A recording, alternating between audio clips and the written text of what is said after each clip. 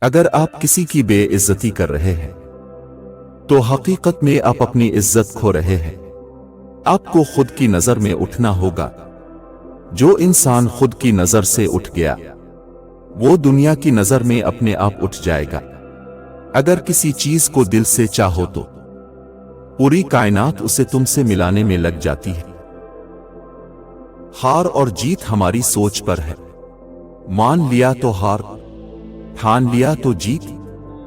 اچھے لوگوں کی مثال اس موم بتی کی مانند ہے جو خود تکلیف اٹھا کر دوسروں کو روشنی مہیا کرتی ہے۔ انتظار کرنے والوں کو صرف اتنا ہی ملتا ہے جتنا کوشش کرنے والے چھوڑ دیا کرتے ہیں۔ تو اپنے دماغ کو کنٹرول کرو ورنہ دماغ آپ کو کنٹرول کرے گا۔ ذائقہ اور لڑائی دونوں کو چھوڑ دینا چاہیے۔ ذائقہ چھوڑو تو جسم کو فائدہ اور لڑائی چھوڑو تو اپنے کا فائدہ۔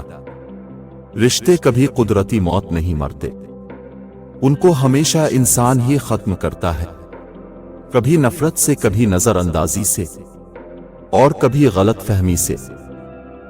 میدان میں ہارا ہوا انسان پھر سے جیت سکتا ہے لیکن من سے ہارا ہوا انسان کبھی نہیں جیت سکتا۔